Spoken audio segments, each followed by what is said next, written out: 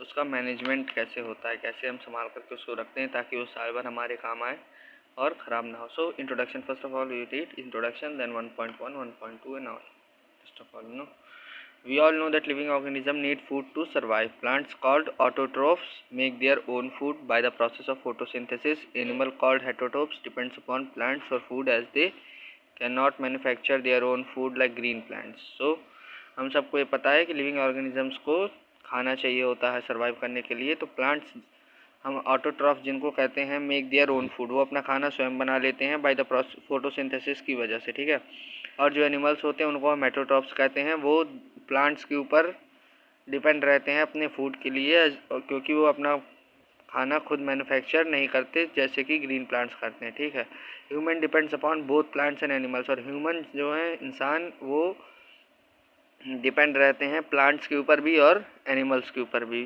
किसके लिए? खाने के लिए। In order to feed a large population regular production of food and its proper management is necessary.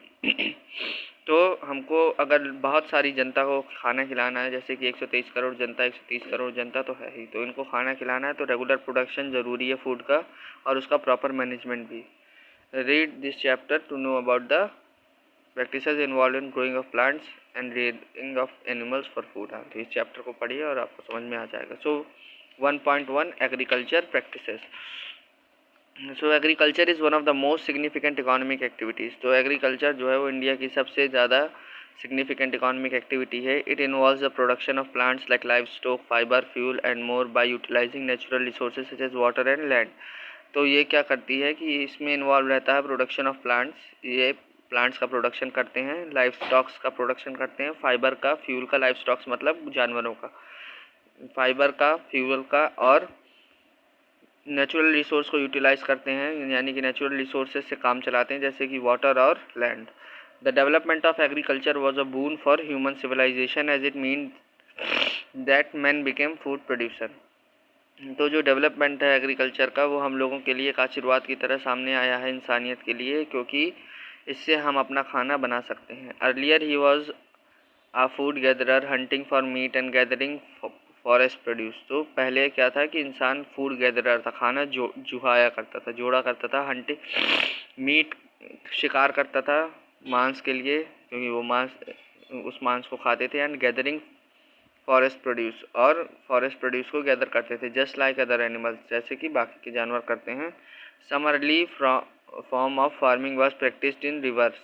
तो पहले कुछ समय जो फार्मिंग की जो किसान बसते थे, वो पहले सिर्फ रिवर वैलीज़ के, नदियों के किनारे बसते थे, जैसे कि नाइल रिवर के किनारे इजिप्ट में बसते थे, इंडस के किनारे इंडिया में, over centuries some basic farming method developed. लेकिन सेंचुरीज़ में, यानी कि कुछ 100-200 सालों में बेसिक फार्मिंग मेथड डेवलप, कुछ बेसिक फार्मिंग मेथड, कुछ किसानी के तरीके डेवलप किए गए। Man cleared forest to obtain more land for cultivation and began to keep and breed domestic animals like cattle and sheep.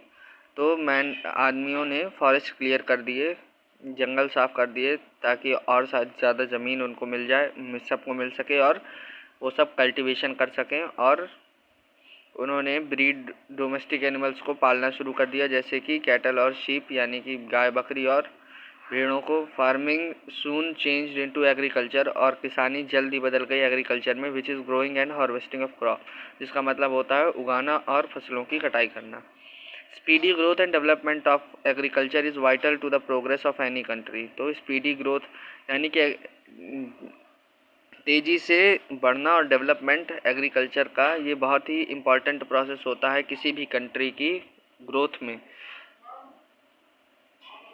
For securing maximum crop production the best use of the available land is to be made of the tested farming method have to be put into practices. तो ज़्यादा crop बचाने के लिए या crop उगाने के लिए तो the best use of available land is to made, तो उसका बेस्ट यूज़ करा अवेलेबल लैंड का, is to made by the latest farming methods, और वो लेटेस्ट फार्मिंग मेथड के हिसाब से होनी चाहिए। Have to be put into practice, यानी कि ज़्यादा फसल उगाने के लिए हाँ, सबसे अच्छा तरीका यही है कि हम लेटेस्ट फार्मिंग मेथड का यूज़ करें जो कि हमको अभी बताया जाएगा।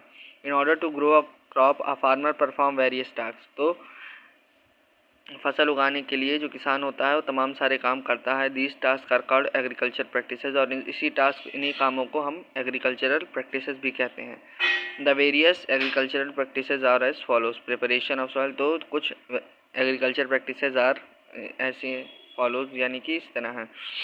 प्रिपरेशन ऑफ सॉइल यानी कि मिट्टी तैयार करता है। सिलेक्शन ऑफ सीड, बीज चुनता है। सोइंग सीड, बीज उगाता है। मैन्योरिंग, खाद डालता है। Weeding, irrigation, crop protection, harvesting, threshing and winnowing, storage of grains, different agricultural tools and implement and use to perform this task. ठीक है, तो ये सारे काम करता है और फिर different agricultural tools and implements are use to perform this, और तमाम सारे एग्रीकल्चरल यूज़ अलग अलग तरह के होते हैं ताकि ये सारे टास्क परफॉर्म किए जा सकें। So thank you. This is for today, we will read from here tomorrow.